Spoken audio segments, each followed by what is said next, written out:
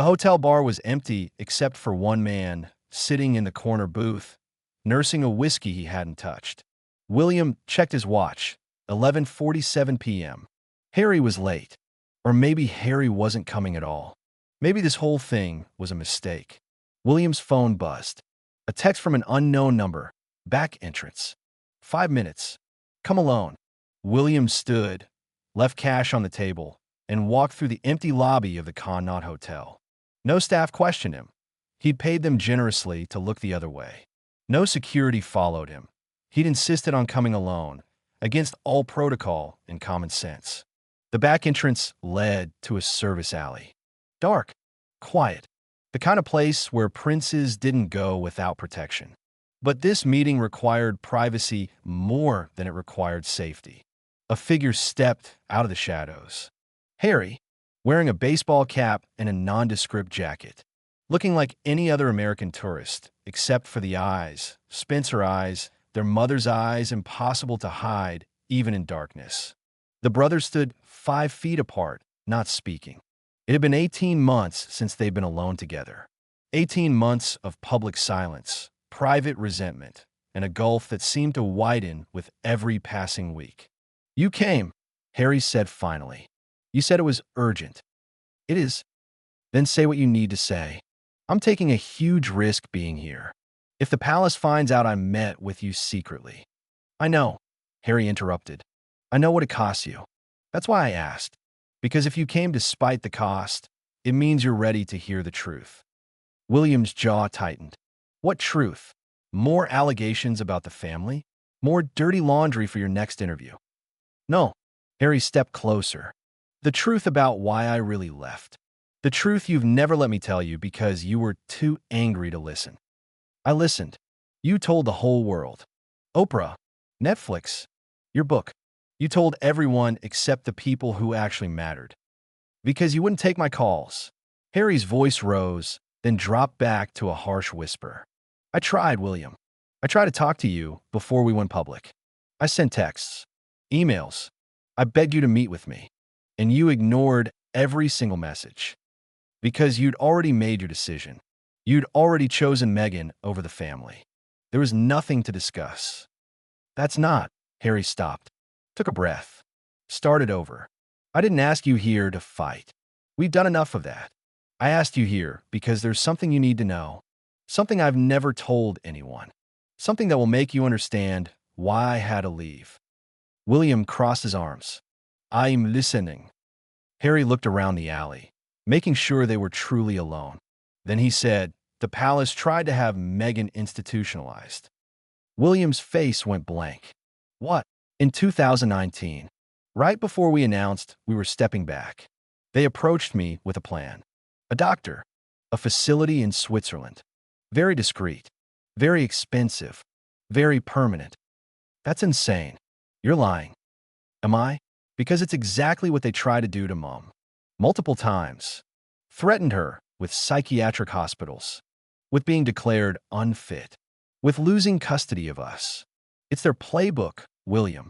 When a woman in the family becomes inconvenient, they try to make her disappear by making her look crazy." William shook his head. "Even if someone suggested something like that, which I don't believe, I would have known. I would have been consulted." "You were consulted. You were in the room when they first brought it up." The color drained from William's face. "No, I was never." February 2019. Meeting with the Queen's private secretary. You, me, Dad, and 3 officials whose names I won't say because I'm giving you the chance to confirm this yourself. They laid out their concerns. Meghan's emotional instability, her inability to handle royal life, her negative influence on me. And then they suggested a solution.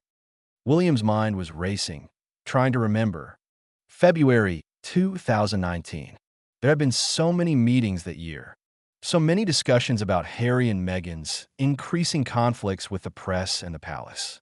But institutionalization? No, that was too extreme. They would never. And then he remembered. The meeting Harry was describing. The clinical way the officials had discussed options for managing Meghan. The careful euphemisms. Ensuring she receives proper care. a facility that specializes in adjustment disorders. A temporary solution until she's better able to handle the pressures of royal life. William had thought they meant therapy, outpatient treatment. He hadn't realized, or hadn't let himself realize, what they were actually suggesting. Oh God, William breathed. You remember now, don't you? They said therapy. They said she needed professional help. They didn't say. They said exactly what they meant if you'd been willing to hear it. A facility. In Switzerland. Away from England. Away from me. Somewhere she could be kept until she was either broken into compliance or I was convinced to divorce her. And you think I agreed to this? You think I would have? You didn't disagree, Harry said flatly. You sat there and listened to them plan how to make my wife disappear, and you didn't say a single word to stop it. William felt like he'd been punched. I didn't understand what they were actually planning. I thought. You thought what you wanted to think. That Meghan was the problem. That if she just got some help, everything would be fine. You didn't ask questions because you didn't want to know the answers. That's not fair. None of this is fair. Harry's voice broke. Do you know what it's like to sit in that room and hear people calmly discuss institutionalizing your wife? To hear your own father suggest that maybe it would be better for everyone if she was removed from the situation? To look at your brother, the person who's supposed to protect you, and see him sitting there silent? William leaned against the wall of the alley. His legs felt weak. What did you do? I got us out. That night, I told Meghan we were leaving. I didn't tell her why. She was already suicidal, already barely holding on. If she'd known they were planning to have her committed, she might have actually gone through with it. Gone through with what? Harry's eyes were wet now. She tried to kill herself, William, multiple times during those months. And I couldn't tell anyone because I knew, if the palace found out she was that unstable, they'd use it as evidence that she needed to be institutionalized. William slid down the wall until he was sitting on the dirty ground of the alley. Why didn't you tell me? Why didn't you come to me before it got that bad? Because you'd already chosen your side. Every time I tried to talk to you about how hard Meghan was struggling, you told me she needed to be tougher, to have thicker skin, to stop being so sensitive. You sounded exactly like everyone who told Mom the same thing. I didn't know it was that serious. You didn't want to know, just like you didn't want to know what those officials were really planning. Just like you don't want to know a lot of things, because knowing would mean having to choose between your family and your duty. William looked up at his brother. What do you want from me, Harry? An apology? I'm sorry. I'm sorry I didn't protect Meghan. I'm sorry I didn't understand how bad things were. I'm sorry I failed you. Is that enough? No, Harry said quietly. It's not enough. Because you're still doing it. You're still choosing the institution over people. You're still letting them control the narrative. I'm still going to be king, William interrupted. That's what you can't seem to understand. I don't have the luxury of walking away. I don't have the option of choosing my personal feelings over my responsibilities. The monarchy isn't just about me. It's about millions of people, centuries of tradition, a system that's bigger than any individual. And that system destroys people. It destroyed Mom. It almost destroyed Meghan. It's destroying you whether you can see it or not. I'm Fina. You're not fine. You're 41 years old and you look 50. You're so tense all the time you can barely smile without it looking forced. Catherine told Meghan you have stress headaches, so bad you can barely function some days. You're not fine, William. You're just better at hiding it than I was. William stood up. Catherine told Meghan that when they used to talk, before everything fell apart, before you and the palace convinced Catherine that Meghan was the enemy. They were actually becoming friends. And then you all decided Meghan was trying to steal Catherine's spotlight or some bullshit, and everything changed. Meghan was difficult. She didn't want to follow protocol. She wanted special treatment. She wanted to survive. Harry shouted, then lowered his voice as the sound echoed off the alley walls. She was drowning, and everyone was watching, and nobody helped. Just like with Mom. The exact same pattern. And you all stood by and let it happen because protecting the institution was more important than protecting a human being. William closed his eyes, memories flooding back. Diana, crying in her room while the palace issued statements denying her pain. Diana begging for help while officials discussed managing her instead of supporting her. Diana alone, always alone, even when surrounded by family. And now Meghan, different woman, same story. And William had been part of the machinery that crushed her. What do you want me to do? William asked. I can't change what happened. I can't go back and make different choices. What do you want from me? Harry pulled out his phone, showed William a video. Meghan, heavily pregnant, sitting on their bathroom floor, sobbing. Harry's voice from behind the camera. Tell me what you need. Please, tell me how to help you. Meghan's voice broken. I want to die. I can't do this anymore. I just want it all to stop. Harry's voice again. The baby. Think about the baby. Meghan, the baby would be better off without me. You'd be better off without me. Everyone would. The video ended. Harry's hands were shaking as he put the phone away. I recorded that in March 2019, right after that meeting where they discussed institutionalizing her. I recorded it because I was terrified she was going to succeed in killing herself, and I need proof that she'd been struggling. Proof that it wasn't sudden or unexpected. Proof that I tried to get her help. Harry, I've never shown that to anyone. Not therapists. Not friends. Not even Meghan. She doesn't know I recorded it. But I'm showing you now because I need you to understand. This isn't about tabloid drama or royal protocol or hurt feelings. This is about life and death. My wife almost died because the institution you're protecting decided she was inconvenient. William felt tears running down his face. I didn't know. I swear to God. Harry, I didn't know it was that bad. But you should have known. You should have checked on us. You should have asked hard questions. You should have protected your brother and his wife instead of protecting the palace's reputation. You're right. William's voice was barely a whisper. You're absolutely right. And I'm sorry. I'm so sorry. Harry wiped his own eyes. I didn't come here for your apology. I came here to tell you why I left. To make you understand that it wasn't about money or fame or wanting to be celebrities. It was about survival. Meghan's life. Our son's future. My own sanity. I understand now. Do you? Because understanding and changing are different things. You can understand why I left and still think I'm a traitor. You can understand Meghan's pain and still blame her for not being strong enough to handle it. William shook his head. I don't think you're a traitor. I think you're braver than I am. You chose the person you love over the institution. That takes courage I don't have. You have it. You're just afraid to use it. Maybe, or maybe I have different responsibilities, different obligations. To what? A system that destroys people?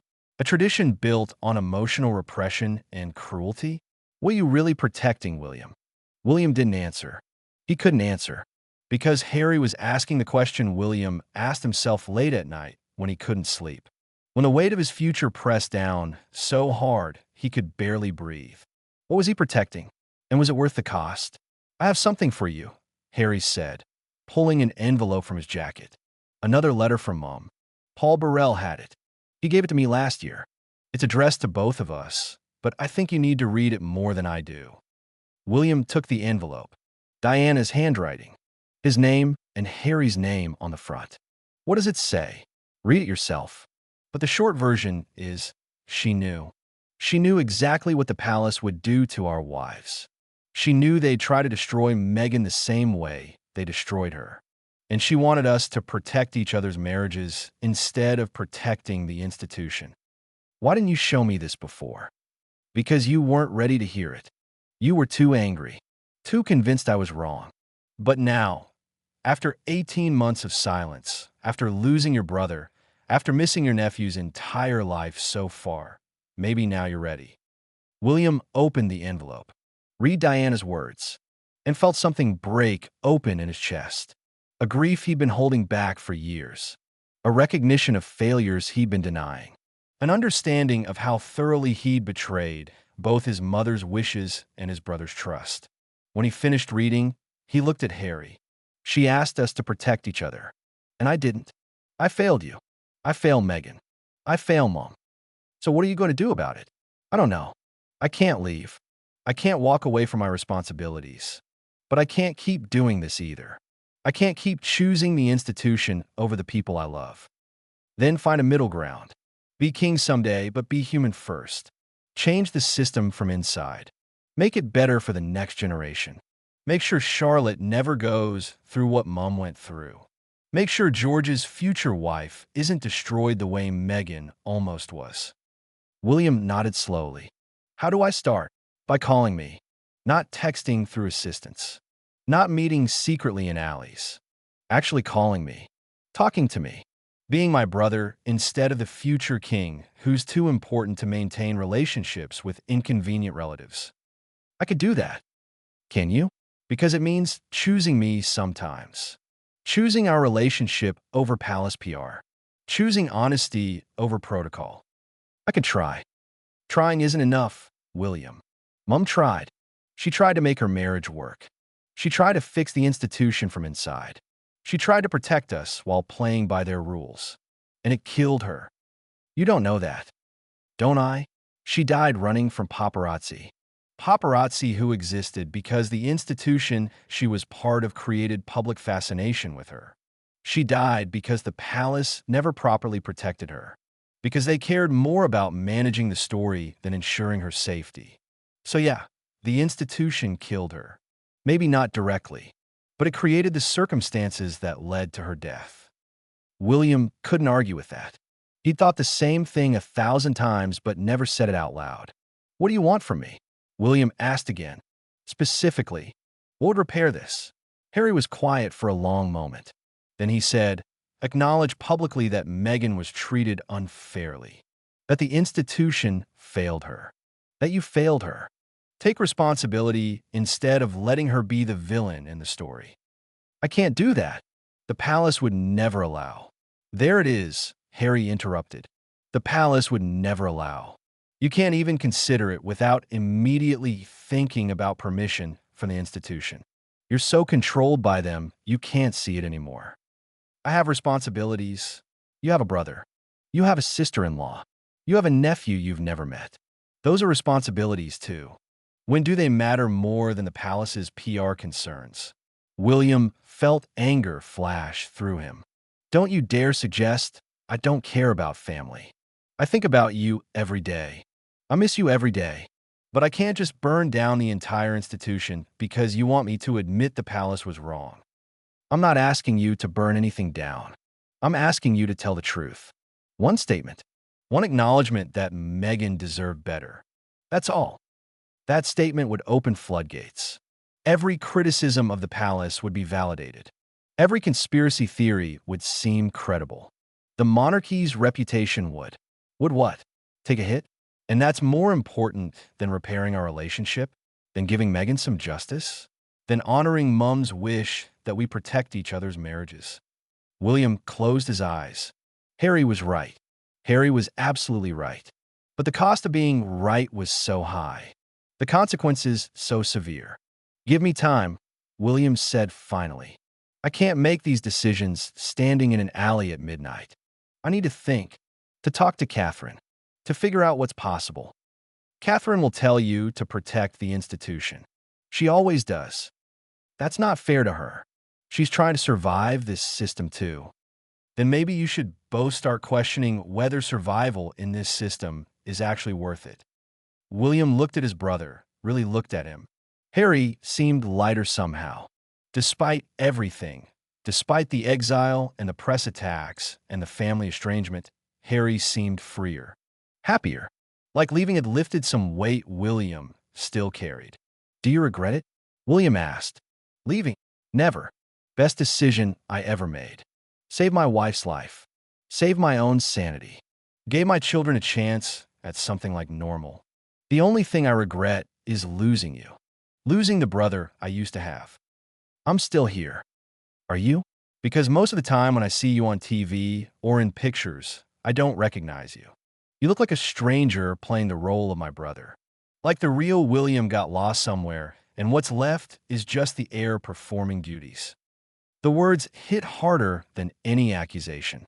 Because Harry was right. William felt lost. had felt lost for years, playing a role, meeting expectations, becoming the king everyone needed while losing the person he actually was. I don't know how to be both, William admitted. I don't know how to be the brother you need and the future king the country needs. Maybe you don't have to be both. Maybe you just have to be William.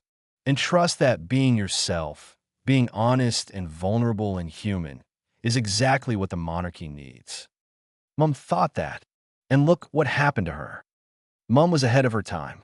The institution wasn't ready for someone like her. But maybe it's ready now. Maybe your generation can be different. William wanted to believe that, desperately wanted to believe that he could change the system, make it more humane, more compassionate, more like what Diana had wanted it to be. But he'd seen what happened to people who challenged the institution. They were destroyed, expelled, erased from family life. Was he willing to risk that? Was he brave enough? He looked at the letter from Diana still in his hand. Her final words to her sons. Her desperate hope that they would be different, better, braver.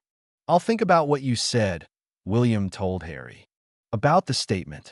About acknowledging how Meghan was treated. I can't promise anything, but I'll think about it. That's all I'm asking. Think about it. Talk to Catherine. Read Mum's letter again. And then decide what kind of king you want to be. The kind who protects the institution at all costs, or the kind who protects people first. They stood in the alley for another moment. Not hugging, still too much distance for that. But not hostile either. Just two brothers trying to find their way back to each other across a divide that seemed impossible to bridge. I should go, William said. If I'm gone much longer, security will panic. Yeah, I should get back to Meghan. She worries when I'm gone. William nodded, started to leave, then turned back. Harry, thank you for trusting me with this, with the video and the letter and the truth. I know that cost you. You're my brother. Of course I trust you. I always have. I'm just waiting for you to trust me back. William didn't answer, just walked away into the darkness, back to his protection officers and his official car and his life of duty and protocol and carefully managed appearances. Harry watched him go, wondering if anything would change, wondering if William would find the courage to choose people over institution, wondering if their mother's letter would make a difference. 3 weeks later, William did something unprecedented. He issued a personal statement, not through palace officials, not through carefully worded press releases, but through his own social media account. I want to address something that I should have addressed years ago.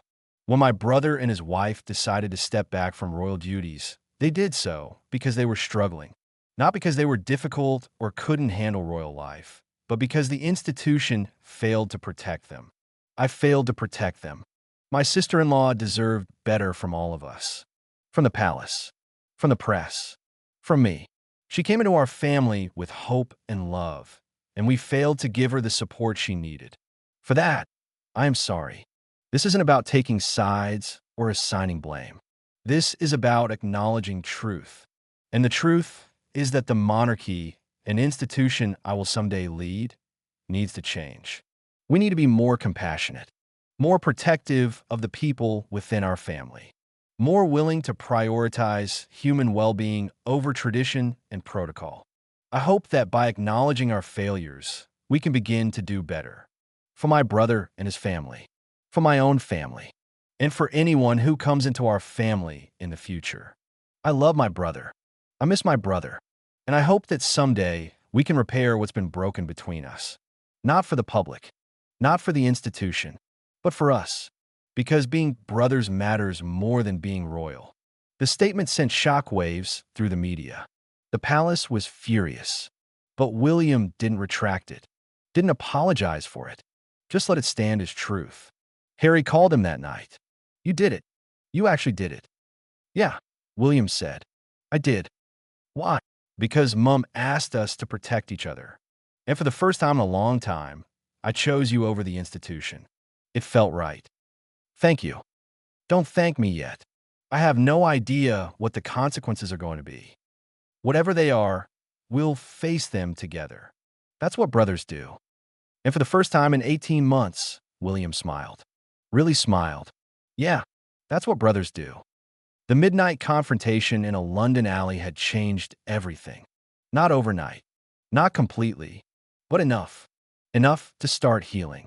Enough to start choosing differently. Enough to honor their mother's final wish that they protect each other above all else. It was a beginning, small but significant, and sometimes a beginning is all you need.